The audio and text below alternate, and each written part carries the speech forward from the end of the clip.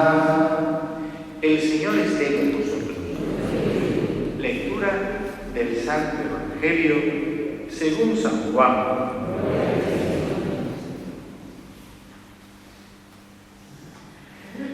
Al anochecer de aquel día, el primero de la semana, estaban los discípulos en una casa con las puertas cerradas por miedo a los judíos.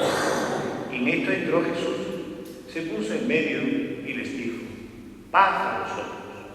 Y diciendo esto, les enseñó las manos y el costado. Y los discípulos se llenaron de alegría al ver al Señor. Jesús repitió: paz a vosotros. Como el Padre me ha enviado, así también os envío yo. Y dicho esto, exhaló su aliento sobre ellos y les dijo: recibid el Espíritu Santo. A quienes les perdonéis los pecados, les quedan perdonados. A quienes se los retengáis, les quedan retenidos. Tomás, uno de los 12 llamado el mellizo, no estaba con ellos cuando vino Jesús. Y los otros discípulos le decían: hemos visto al Señor. Pero él les contestó: si no veo en sus manos la señal de los clavos, si no meto el dedo en el agujero de los clavos y no meto la mano en su costado, no lo creo. A los 8 días estaban otra vez dentro los discípulos y Tomás con ellos. Llegó Jesús, estando cerradas las puertas, se puso en medio y dijo: paz a vosotros. Luego dijo a Tomás: trae tu dedo, aquí tienes mis manos. Trae tu mano y métela en mi costado, y no seas incrédulo, sino creyente. Contestó Tomás: Señor mío y Dios mío. Jesús le dijo: porque me has visto, has creído. Dichosos los que crean sin haber visto. Muchos otros signos que no están escritos en este libro hizo Jesús a la vista de los discípulos. Estos se han escrito para que creáis que Jesús es el Mesías, el Hijo de Dios, y para que, creyendo, tengáis vida en su nombre. Palabra del Señor.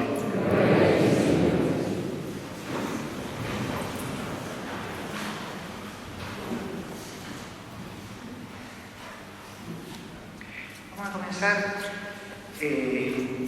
con un ejemplo.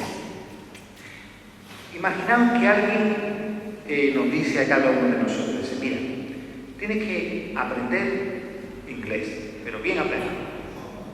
Entonces que había muchas reacciones, pero en nuestro ejemplo pues vamos a considerar dos que son las que un poco nos interesan para el asunto. La primera de las reacciones son los que de entrada ya tiran la toalla.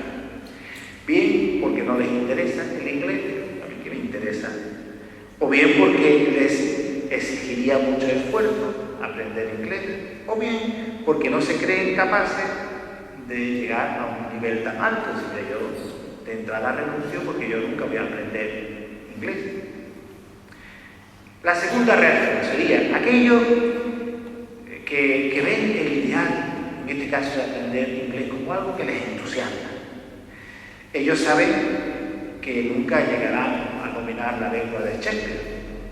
De antemano, de entrada, nunca llegarían a dominar esta lengua, pero les entusiasma. Pero están tan entusiasmados que se ilusionan con cada avance, con cada pequeña palabra que aprenden. Se entusiasman, aunque vean que el ideal nunca lo van a alcanzar. Bueno, pues esta segunda actitud es la que os propongo para que afrontemos el ideal que nos presenta la palabra de Dios, porque hoy la palabra de Dios nos presenta un ideal precioso, pero dista mucho de nuestra realidad. Lucas, como bien sabéis, es autor de 2 escritos del Nuevo Testamento. Primero del Evangelio que lleva su nombre y del libro de los Hechos de los Apóstoles, que también fue autor Lucas. En este aparecen pues una serie de descripciones de cómo eran las primeras comunidades cristianas. Por eso, si queremos saber cómo eran las primeras comunidades cristianas, tenemos que leer estos textos. Estos textos se les tiene un nombre un poco técnico, pero eso es lo que significa. Se llaman sumarios, son los sumarios. Hemos de tener en cuenta, claro, que esas pequeñas comunidades eran muy pequeñitas, eran muy poquitos cristianos en comparación con nuestras grandes parroquias. Imaginaros la gran parroquia de Chorriana. Eran comunidades muy pequeñitas. Allí, en aquella época, además, lo raro era ser cristiano. Lo contrario que ocurre en Chorriana. Aún, a pesar del tiempo en el que vivimos, que lo raro sería no ser. Por otro lado, probablemente esas definiciones, esos sumarios que hemos dicho, estuvieran algo idealizados y la realidad no fuera tan bonita como la pintan. Todo eso hay que tenerlo en cuenta. O sea, siendo consciente de todo eso, este relato, la primera lectura que hemos leído, que yo no sé si os acordaréis, nos puede dar pistas de cómo el Señor quiere que sean las comunidades cristianas y cómo el Señor quiere que sea nuestra parroquia, que veréis el ideal. Vamos a comenzar. Dicen, en primer lugar, dicen que todos tenían un mismo pensar y todos tenían un mismo sentir. Eso, literalmente hablando, es imposible. Que todos piensen de la misma manera, que todos sientan de la misma manera. Vamos a poner otro ejemplo. Los miembros de nuestra familia viven unidos, pero existen muchas diferencias. Estando de acuerdo en lo esencial, hay aspectos, evidentemente, que nos diferencian y nuestra familia pueden ir bien. Incluso serán los conflictos en nuestra familia, pero siempre será como un sentimiento hondo y común. A pesar de todo, somos una misma familia. Claro, probablemente nosotros como parroquia estemos lejísimos de vivir esto en nuestra parroquia, probablemente. Pero que sepamos que el Señor nos da fuerza para caminar hacia ese ideal, para que cuando nos crucemos por la calle, no nos seamos indiferentes los unos a los otros, sino que podamos decir, probablemente no sé cómo se llama, pero esa persona que cruza es de mi parroquia, celebramos juntos la Eucaristía. En segundo lugar, decían tenerlo todo en común y que nadie llamaba suyo propio de lo que tenía. Claro, aquí está, que no defendemos el que eliminemos el derecho a la propiedad privada. Pero el camino por el que avanzar está claro. Es como decir, dice, mira, mi tiempo es mío, pero no absolutamente mío. Por ello, cabe el compartir el tiempo, colaborando en esto o aquello, participando de esto, participando de lo otro.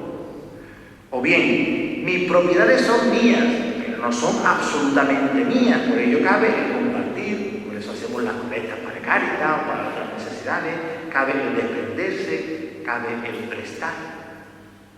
En tercer lugar, dicen que daban testimonio de la resurrección con mucho valor.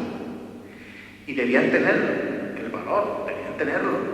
dado que podían sufrir por su fe muchísimo, incluso podían perder la vida por su fe. Entonces, debían tener mucho valor.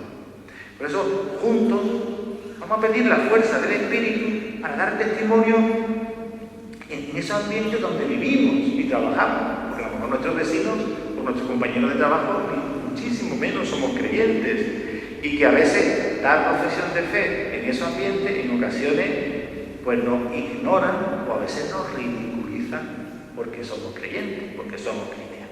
Y por último, dice que ninguno pasaba necesidad, dice. Y qué bonito y qué esencial es avanzar en esto. Porque yo me pregunto, y me lo pregunto por mí, sinceramente, ¿no?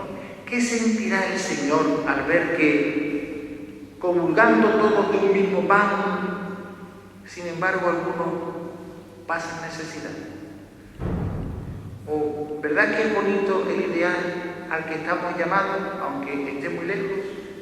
O sea, contando con la paciencia del Señor, porque miren que el Señor es paciente. Vamos a caminar hacia Él. Nos puede quedar mucho, pero que siempre tengamos claro el ideal.